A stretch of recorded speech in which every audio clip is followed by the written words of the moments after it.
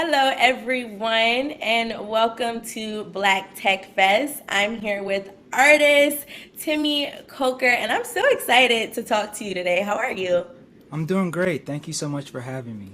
Yeah, I'm so excited. I was stalking your Instagram as I told you before, but I see that you have been doing amazing things. And I think one of the things that stood out to me the most is that you spoke a lot of what's been happening with your career into existence. I saw Mm-hmm. an interview where you were like, yeah, in 5 years, I see myself doing this full time, teaching. And Yep. so now you're here. So I just Yep. want to start from the beginning, right? How did Yeah. you get into art? Whew. I got into art. I would probably say when I was like 8 or 9, because I got into music around that time. So music has been my passion. It's the first thing before graphic design or photography, and it was a way of expressing myself. I'm not the greatest with words. Even in college, I hated writing essays. Even in high school, I hated writing essays. But I loved to create and make things that express how I felt. So I'm an introvert. I don't really talk too much. So art has been a way to kind of just say a lot without saying a lot. But yeah, I would say I probably started my artistic journey around 8 or 9, when I started learning the piano, because I realized music can make people feel a certain way, and the musicians or the artists were able to kind of put how they felt into music and into words. And so for me, music was an outlet for me. But then I also found myself doing weird things like making paper origami camera and then drawing pictures of people and putting the paper into the origami camera. And then I'll go around and take pictures of people, and then the paper pops out and I'll be like, here's your picture, just crazy things. Just because I was like bored, but I wanted to express different thoughts I had and things like that. So I would probably say that's kind of where I felt like it really started. Okay. And you have a Nigerian background, right? Mm-hmm. Um, so I did read also that you hadn't seen pictures of yourself when you were younger. So this is Dang. also another reason. I did my research, Yeah, you did okay? your research. I'm like, dang, I remember saying that was a while back. So how did that like affect your career? Did that impact you wanting to get into the field at all? Yeah, so going into college, I had to pick a major. My parents, African, I had to pick something that was like not music, because I really wanted to study music. I wanted to be the musician that went on tour with other artists and like played and stuff like that. My dad was like, "No, you need to find something else. We did not come." He literally said, "We did not come from Nigeria to America for you to study music." And I was like, "Dang, okay." So I found something called biomedical engineering, and the only reason I was interested in it was because you can make things move and you can give people like who lost your arm a robotic arm. So I thought that was cool. So I went to college. A year in, I was like, hell no, this is not it. I was doing well, but the science classes it was just too confusing. I didn't like it. So for me to pick up a camera, I wanted to be able to have pictures of my future family, because I didn't have a lot of myself. But at the time, the iPhone 3GS was out, so I was taking pictures with the iPhone and just using different apps to just make creative things. Again, expressing myself. That's like my theme of my story. And people kept telling me you have an eye, and I was like, what does that mean? Like, I don't know. The way you take pictures is creative. It's like you're trying to express something. There's emotion. And I was like, oh, thank you so much. So my friend was working at, I think, Best Buy, and he was able to get me a deal for my first camera. It was a Nikon D3100, and I had $360 in my bank account, and the camera cost like 355. So I had $5 left, but I was so Wow. happy. Yeah, I was so happy. I worked my butt up for that camera, and it was around Christmas. It was December 2011, and I just remember going back home with the camera, and I was so happy. I still have a lot of the pictures I took when I first got the camera in my Facebook album. It's literally called Nikon D3100. It's the first pictures I ever took, and I'm still glad I had that because it allows me to realize to be able to go back and show people where I started from. Because I think a lot of people see where I'm at now and they don't understand, like, I started from the bottom of this creative industry. You have $5 left. Yeah, but I was so happy. I couldn't explain it. I went home, I was taking pictures, and that was the same year I told my parents I wanted to switch my major to digital Okay. media. And that was a whole argument. But I remember again, after I told my parents they weren't happy, I was really sad. I remember going back to my room and just playing my heart out on the piano, and I felt better after. Oh, You know? wow. That's So a it's like, story. yeah, it's like art has been therapeutic for me throughout my whole life, and it's allowed me to be able to express things that I would not be able to express with words. I love that. I love that. And I love how you literally risked it all. Like you had nothing left and you were like, I'm gonna take this leap of faith and buy this camera and you looked up and it's 11 years later, right? You've been in the game Yeah, for time. yeah, yeah. So what have been some of the the lows in your career like being having $5 in your bank account that have made you appreciate this high that you're at and this longevity that you're at right now? Yeah, I think in my journey, I was comparing myself to a lot of people who had been like 10 years into the photography game. So I was like, oh, I can't take pictures like that. Like, why aren't my pictures like theirs? And it made me lose focus of where I was, right, in my career. And because I lost time because I was so focused on what other people were doing, and I was trying to skip steps. You have to go through the journey. I think a lot of times, especially in this environment now, people can go viral overnight and not put in work. And some people have been putting in work for 10 plus years and they haven't gotten the big break, right? But in that moment, I realized it's important to understand your why. Why did you start? Why did you pick this as your career? Because if you don't have that why, you're never gonna like really be happy, right? You're gonna keep chasing the next thing. And so for me, that was probably a low moment where I was comparing myself to other people. Another low moment was like not understanding how the industry worked. So I remember my first wedding I charged $100, like a dummy. Like Oh, if I could go back, I would slap myself. you paid 300 and something dollars for the camera. I wasn't thinking. I don't understand. I look back, and what makes it worse is like I did photography and video. So Okay. imagine the bride is walking down the aisle. I take pictures and then I switch my camera to video mode, and then I'm recording her walking down and I switch it back, and it was just this like I don't understand why I did that. And then I edited the pictures, then I edited the video using After Effects, which I never knew how to use. And then I had to burn the video into a CD. This is when we're still using CDs to deliver client work.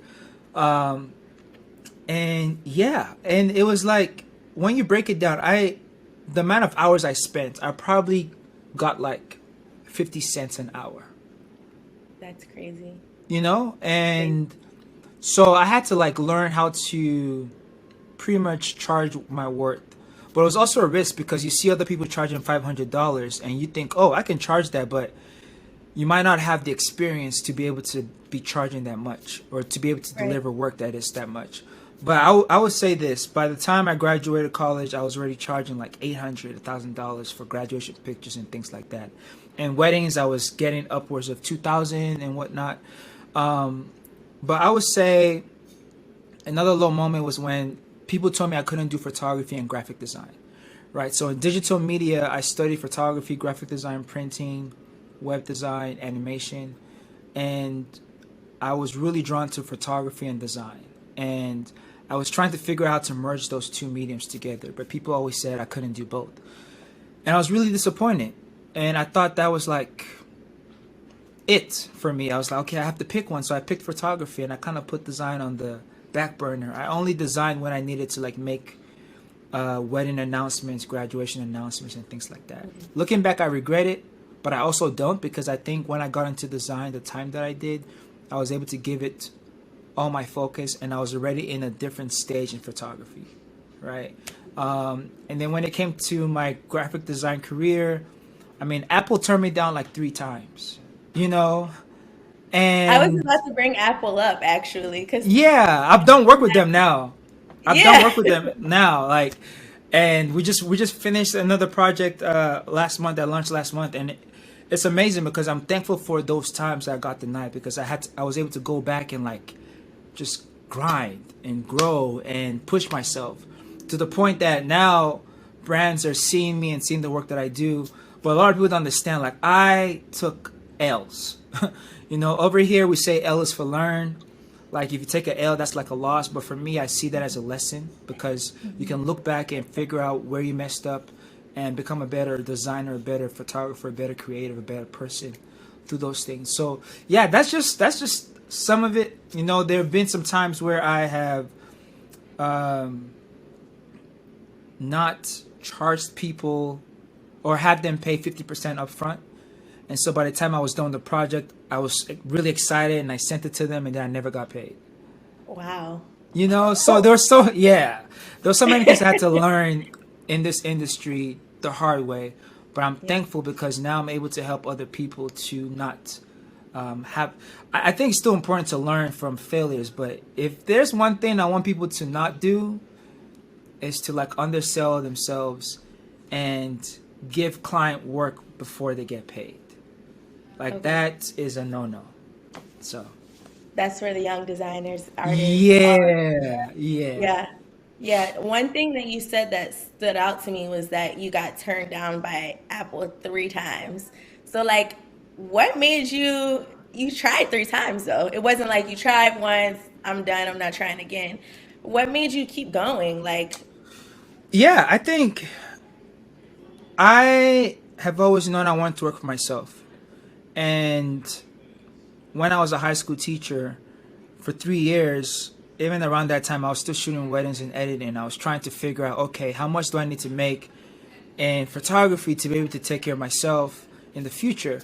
Um, and so I always had this goal of like, okay, I need to figure out how to pitch myself to all these clients and companies.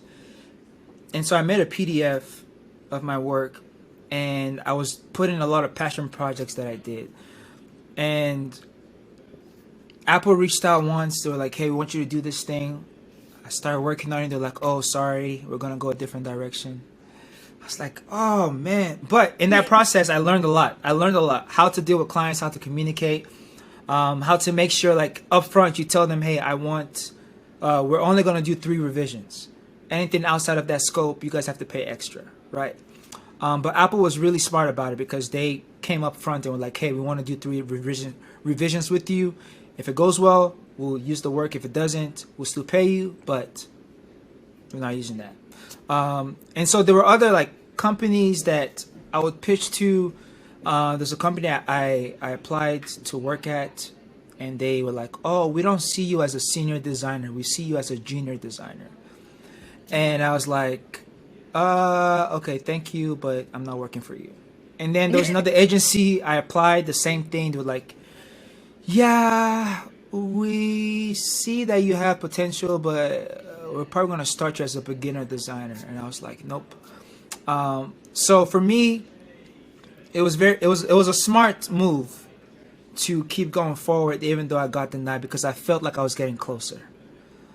Every time I got denied, I learned something. I learned new tricks. I learned how to hone in on my style a lot more.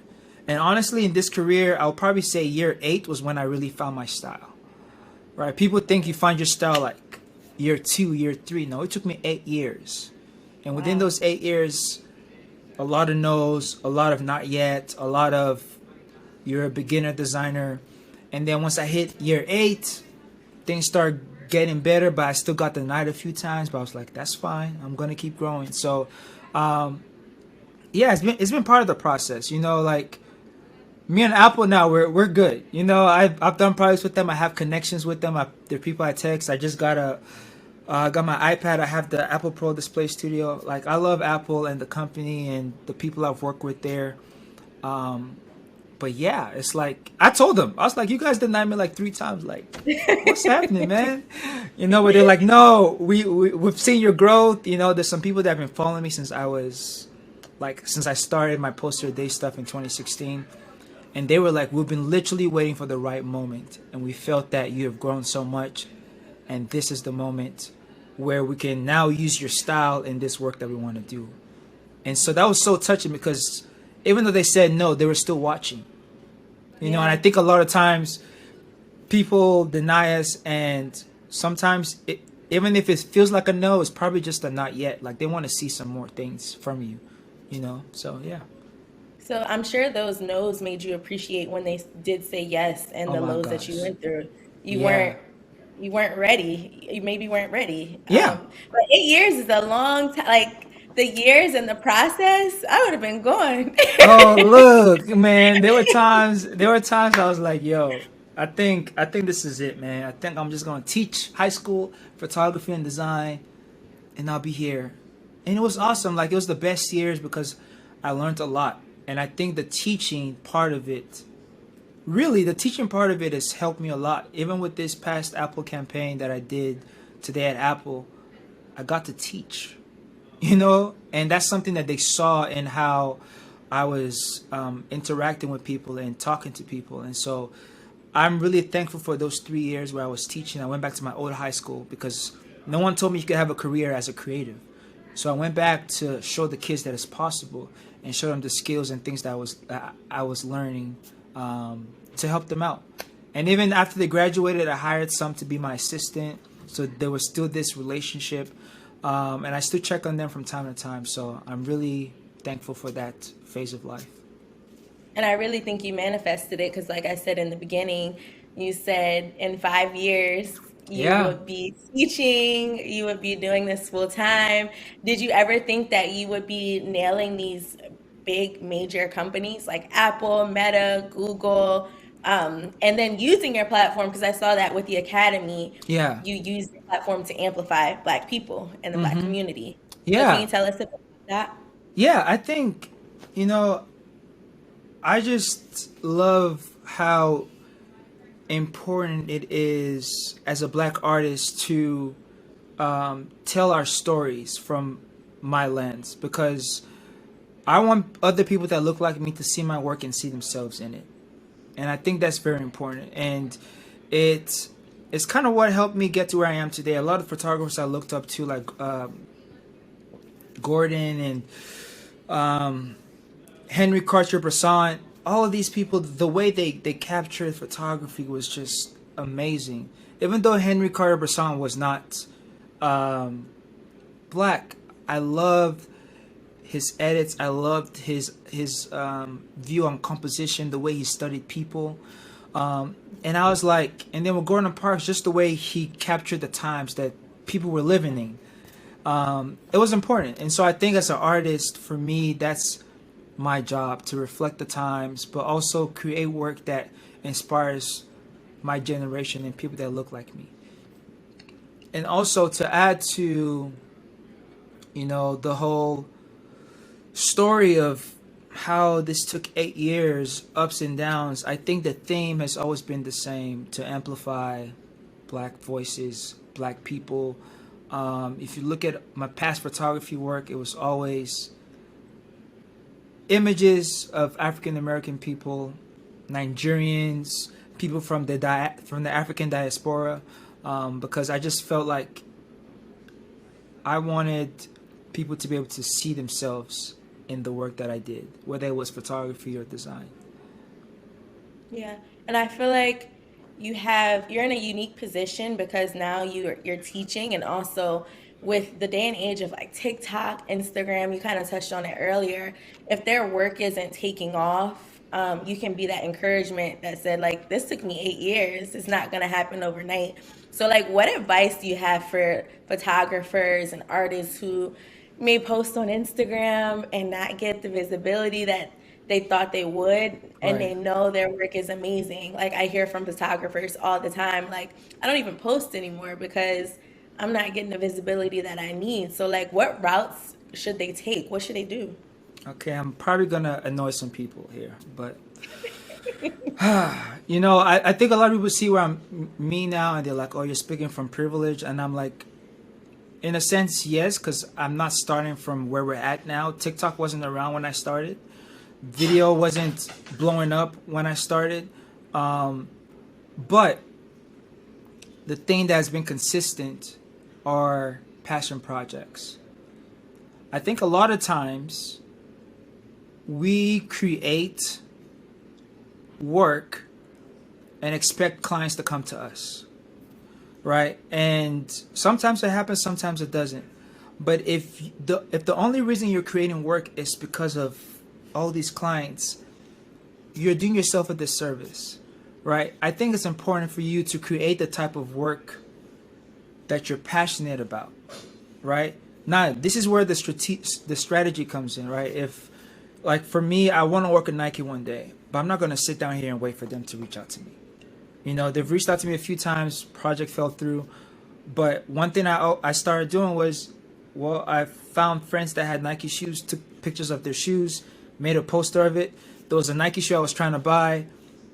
I woke up late, so I wasn't able to buy it. And Aw. yeah, I missed the sale. But I felt bad. So what I did was I went online, found a picture of the shoe, made a poster out of it to make myself feel better. And it turned into this series of shoes that I was never able to get because I either woke up late or it was too expensive or it was too late, and I found out it dropped way earlier than it was supposed to. And so I started making these posters, and I got a gig for Foot Locker from it. Oh, wow. And it was a basketball campaign. It was my biggest campaign ever in 2020. And they picked me because they saw that. And even with Apple as well and other companies, there are projects that I've done in my living room just for fun on my iPad, on my computer, posters I've made for fun, and clients are now like, hey, we want to license that, or can you make something like this for our brand? And it just reminds me of how important it is for you to create work that you're passionate about. Create the stories that you're passionate about, because when you get paid for it, it's not going to feel like work, right? It's going to feel like a passion project amplified, but now you're getting paid. And I think a lot of times we are waiting for clients to give us a chance. You are the person that you've been waiting for. And I think it's important for us to understand that we have our own superpower, and that's us. And our perspective and the type of work that we create. So my answer to your question is continue to create and make sure that you're focused on the things that you're passionate about.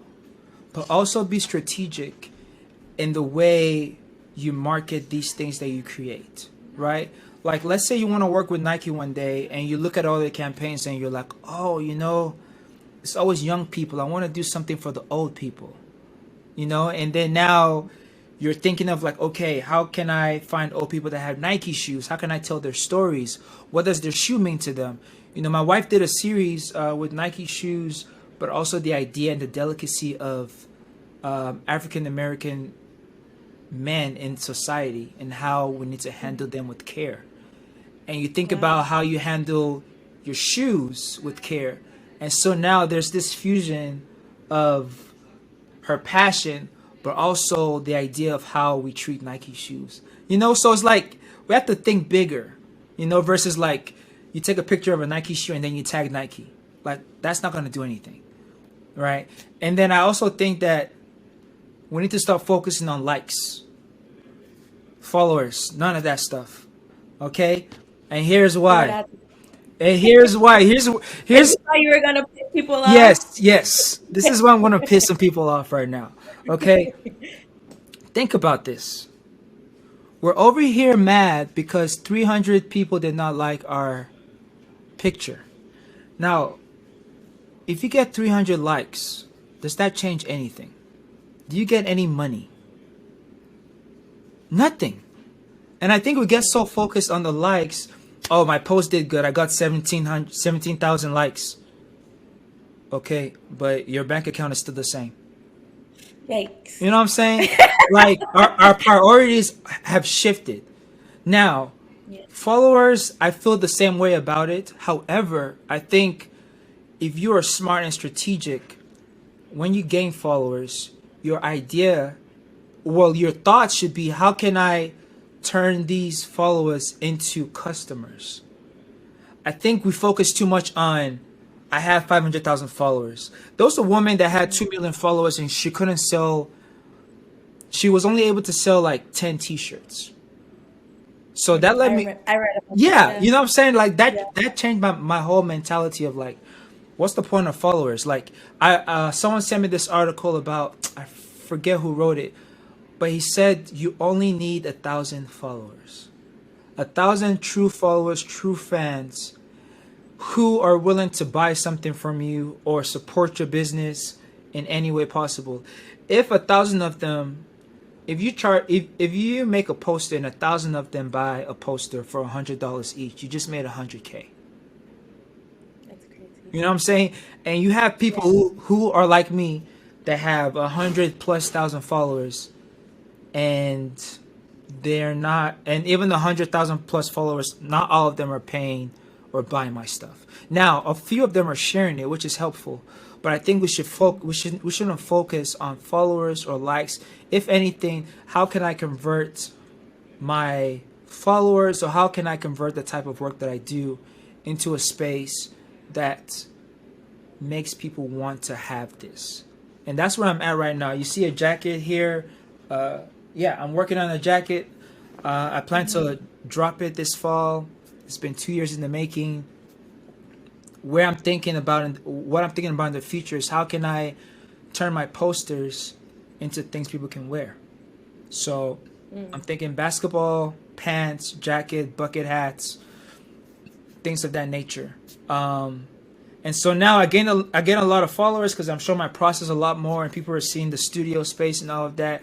And cool. I'm like, okay, that's cute. Thank you for following. I appreciate it. You know, but are you gonna buy this though? You know, so now I'm working on making a newsletter so I can make sure that the people in the newsletter are the first to hear about this jacket. So you have to think. I think we have to think bigger. I think likes at the time, you know, it was cute. It worked. We all fell for it. I fell for it. Instagram allows you to hide the likes now. I do that for myself and for other people I follow, because I think it's just healthy, and it allows me to Yeah. just think bigger. So yeah, I hope that answers the question. I know some people are like, That was good. yeah, That was but good. yeah, And it answered my last question too, which was basically, what advice do you have? And that was great advice for creators and everyone, because Instagram and social media, that's yeah, the whole it's yeah, it's conversation. a different beast. You know, I was against reels for so long, but I finally hired someone. I was like, look, I'm gonna record my screen. I want you to edit it, put music, put it up there, and maybe once every 2 weeks or twice every 2 weeks, he would come to the office and just record me doing what I already do. You know, so I Okay. think people make reels of things that are not going on in their life, and I think as artists, it's hard for us to do that because for us, it takes time to create the work we create. But I think a lot of people, you know, I think the medium, that's a whole nother conversation. But the medium is interesting because some people can make 20 reels in, 10 minutes. Whereas us artists, we can't make 20 reels in 10 minutes. It Yeah. almost cheapens our art, you know. So for me, I take my time. I post maybe two, three, four reels a month. But slowly get in there. But yeah. So Well, I'm excited because you have a lot to come. So, thank you. and we kind of got a little glimpse of it here. We got Apuro coming, Oh yeah, newsletters for coming. sure. So we thank you for stopping by Black Tech Fest. I believe this was a great conversation, Yeah. and I just learned a lot. So, Thank you so much for having me. It was awesome. I hope you guys are enjoying Black Tech Fest. It was great designing the stuff you guys are gonna see around there. So enjoy it. I learned a lot during this process, and I'm thankful for the opportunity.